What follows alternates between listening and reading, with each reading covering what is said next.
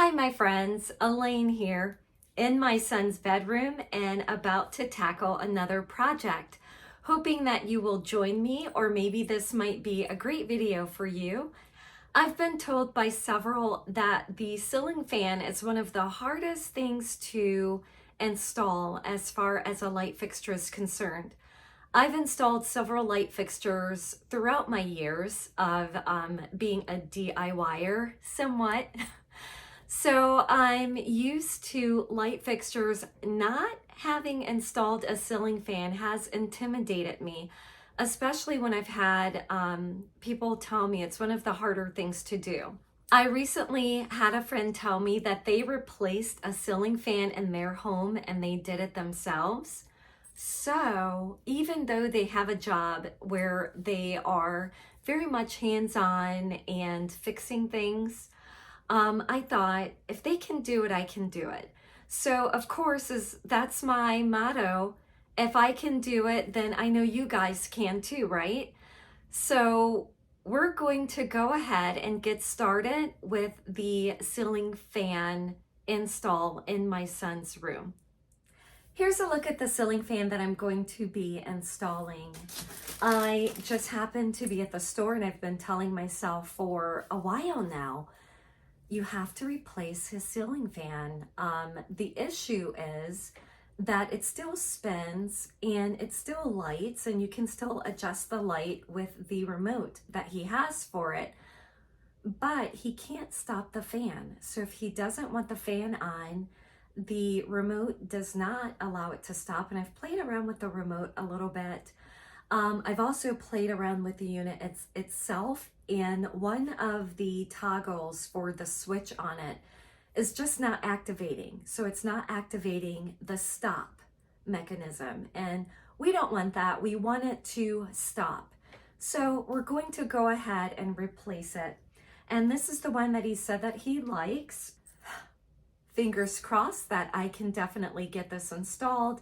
And of course, if not, there's just that little call of the handyman to come over and get it installed for me. But I'm not going down without a fight. So this is what this unit looks like coming out of the box. So we do have an installation manual that I will be reading. We have, looks like the paddles that are reversible for it, the motor, and all the different parts and pieces to make it work on the ceiling above. So we'll go ahead and get started, and stick around with me. I need your support. So the first thing I'm going to do, the light switch is in the off mode. You definitely may want to turn off the power to the unit. Is definitely something else to do. So I'm going to start by removing, if you can see this ring here. So just allow that to drop.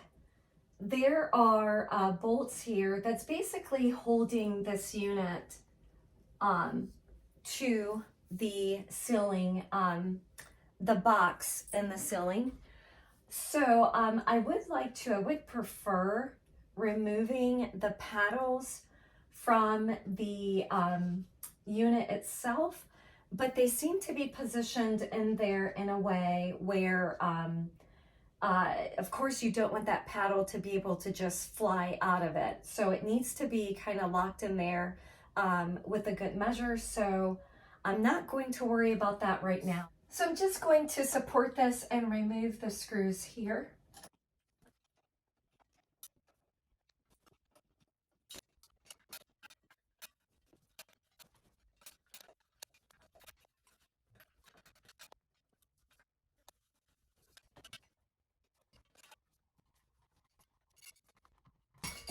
Okay, so remove the existing ceiling fan, and then we're also going to remove the parts for this model so that we can get the correct supporting bracket and piece for the new model. Take my screwdriver. I have the little gear control box. So this is probably the unit that's faulty. with telling it like to stop, you know, turning. It's definitely dusty. Of course, up here, no one's going to take their ceiling fan down and dust the gearbox or anything like that. So that is definitely a dusty unit, but I want to make sure, I'm going to kind of keep that in place so I see exactly how that has once been attached to the previous ceiling fan. So I'm going to follow my new instructions, but I just want to make sure that I have the correct wires going to the correct unit or element of the new ceiling fan.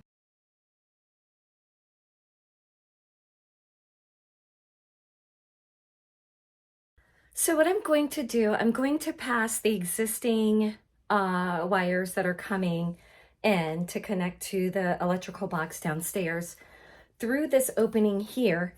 And then the other areas I'm going to line up so that one of the slats lines up to where the electrical box is.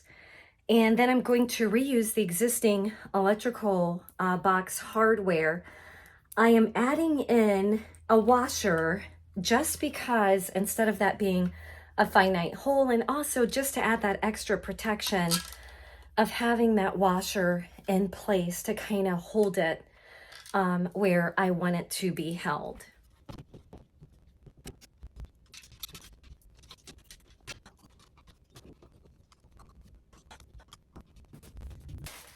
My next step is going to be to hook the motor assembly to, there's a hook here on the mounting plate. So to hook it there, and then I can start with the wiring of it.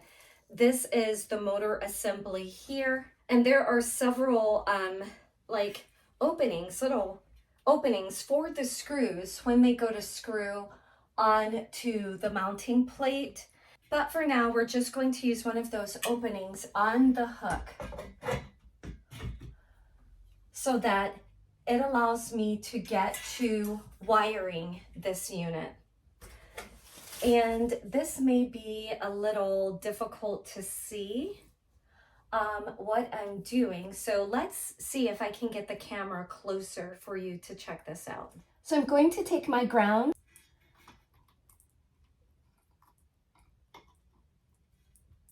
So we're going to connect those together like that. And then we're going to put that cap on there nice and tight. To make sure that that stays. So there's my ground. I'm then going to take my receiver. The black wire is going to go with the black and the white wire with the white. I want to make sure that this is flat. So I'm going to connect my black together. I'm going to use my cap. Make sure that that's on well together. And then I'm left with my white, which are my positives. So same thing, just gonna connect these guys together. So right now I have my receiver connected to my power box. So last to connect is going to be my receiver box with my motor assembly unit. I'm going to take my black and connect it with my black. And I don't think you can see it even if I put it up to the camera. But the thing, oh, you can. The thing I like about this cap is it has that screw on the inside of it, like where it actually screws down, you know, that unit to make sure that it stays secure. I'm going to take my positive here, and this is when you want to make sure everything is off. Twist those guys together, and once again, screw this down. The next step is going to be to remove one of the screws. There are 3 screws that are already on the mounting plate, so I basically loosened 2 of them and I removed a 3rd one that was on this side here. I want to say that This is one of those steps that I wish I would have loosened it while it was not attached to the ceiling, because I'm sure when they fabricated this, they just screwed these screws into this metal plate as just a step of construction or manufacturing. And those screws were very difficult to loosen. So I needed to get some, a type of WD-40, mine is Mr. Wrench, and just kind of let that sit on there to loosen those screws. So I wish I would have read ahead and just kind of loosened those and removed one to begin with, so you're not fussing with it while it's attached to the ceiling. So now the next step is going to be, I'm going to remove this off of the plate, make sure that my assembly unit there is facing upwards towards the ceiling. So I'm going to go for this open kind of unit there, get that there, and I'm going to twist it on, make sure both sides have twisted on, and they have. I'm going to take my third screw, get it into the location where I removed it. So I'm going to tighten that onto that mounting plate. I'm going to go ahead over to the ones that I loosened, making sure that that's tightened. My next step is going to be to take the motor housing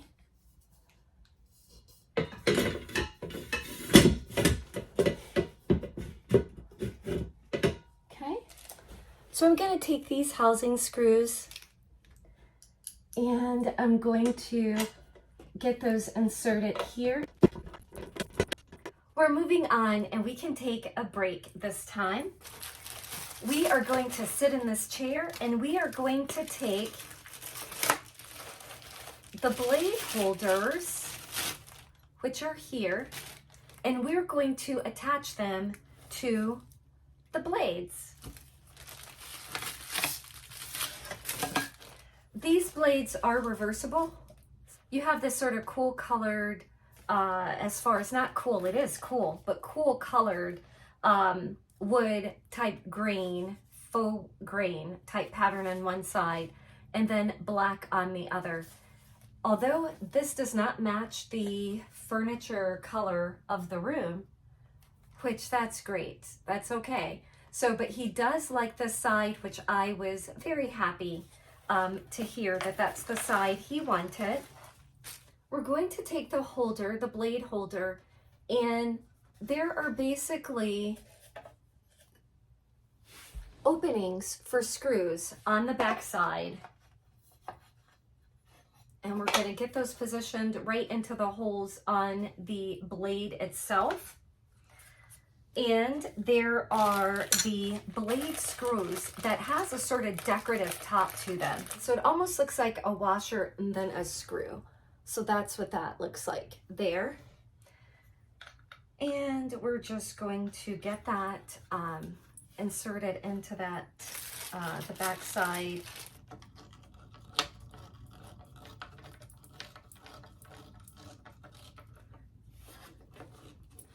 And I think for something like this, it's best to just go ahead and use your own strength versus a corded or cordless screwdriver, because you might accidentally slip, you know, and skip, and then you damage the blade, and then you have an accident with it. It could definitely just damage it altogether. There. So we have one done, and we're just going to repeat. I think I have 4 or 5, maybe 5 blades here.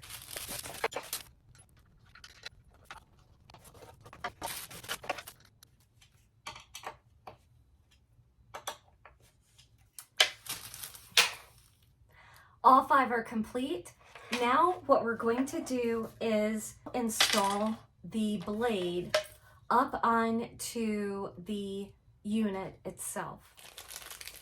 The next screws we're going to use are the blade iron screws that look like that. So we're going to take the blade with the side down that we want. There's one having fun all by himself. So it gets a little dangerous once we start attaching these, because that's going to add that weight and it's going to add that movement. So we have to make sure it doesn't hit us, although it's not moving super fast, so we shouldn't be decapitated or anything like that.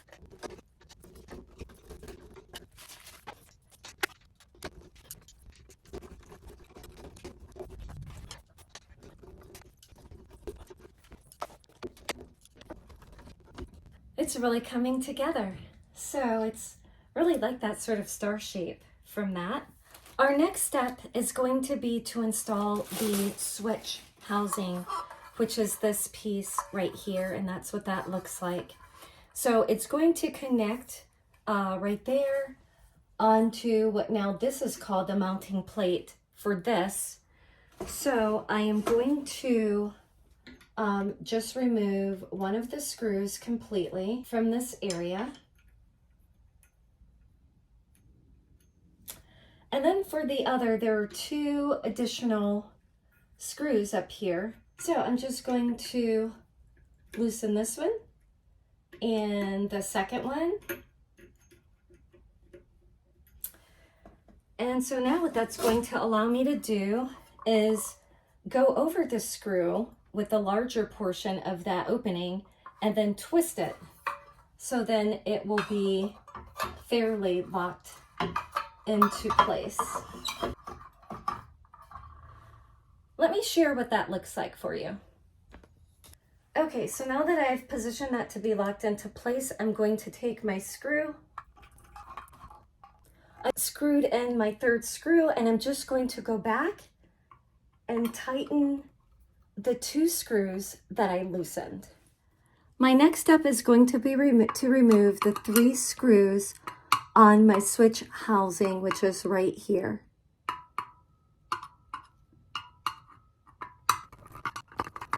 My next step is going to be to take this unit here and connect it with this unit here. And so they do have markings on it. If you can see that, L, A, and then L.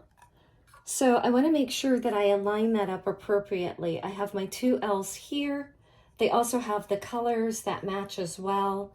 My 2 A's on that side and the colors again that match. So that lets me know I'm lining it up perfectly. So the pink wire with the pink and, the red, and so forth, the black wire. So I'm going to snap this into place. There we go. So we want to make sure that we have that little click and connecting that. And then next step is just to push this up in. I'm going to take the screws I just removed, and we are basically going to mount this into place. I'm going to start a little loose, of course, to make sure I get it lined up just right.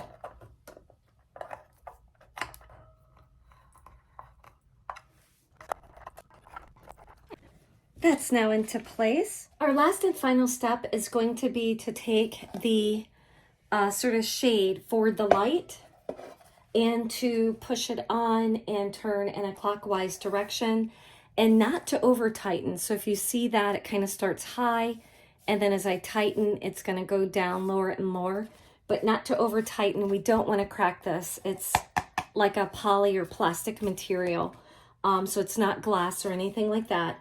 But if you can see, there are these little bumps on the inside, and so that's what it's going to tighten onto. So I'm just going to kind of fit it up in there and then twist it. And that seems pretty good right there. We have just installed our ceiling fan. So the final thing to do is to turn it on and see it work. Wow, that's really a nice bright light. There is this remote here, and Let's see, I'm gonna press that. Oh, look at that. There's the ceiling fan in action. I can press up to make it, I guess, go faster. I should read the directions. Oh, and looks like that's going a little bit slower. Then I can turn it off. For the light, I can hold it. I can make it go, turn it off and on just by pressing it. And then if I hold it, I can make it brighter or dimmer. And looks like it did. I can't tell if you notice the difference. Yeah, that's getting brighter now. And now it's starting to go back dim.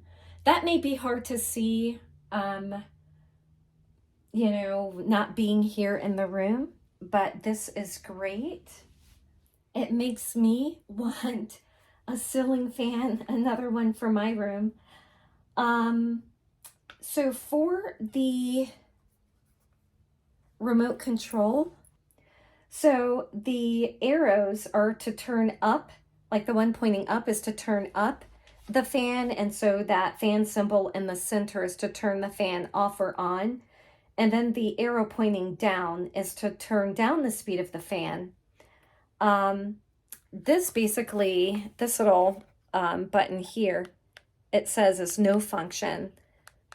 That's for the light. You can see it turned off and on. If I wanted the fan back on again, I press that, and that must be on a slow setting. So if I want it higher, I can make it go faster maybe. Yeah, it looks like it's picking up speed now. And then these presets down here are really interesting. So according to the manual, the fan and light will turn off after an hour if I press 1. It'll turn off after 3 hours if I press 3, and then so forth for 6 and 8. And then again, if I want it to, for the fan light, if I wanted that light on, and then I just basically hold that to make it dimmer or brighter. And that must have been the brighter spot, which it gives me that little signal, and then I can take it back down. And there it goes. And that's the lowest, the dimmest spot. Well, this project is complete. I hope you enjoyed installing the ceiling fan with me, and hopefully it gave you some know-how. So if you have a situation in your home where a ceiling fan stops working and you want another one, but the cost to get it installed sometimes can be upwards of $400, $500 to have someone come in and put it up, you can easily do this yourselves. I am not an electrician, so please do not take my advice to heart. You know your capabilities and what you're able to do or not do. So trust your gut, trust yourself. But here's a video in case you'd like to tackle it yourself.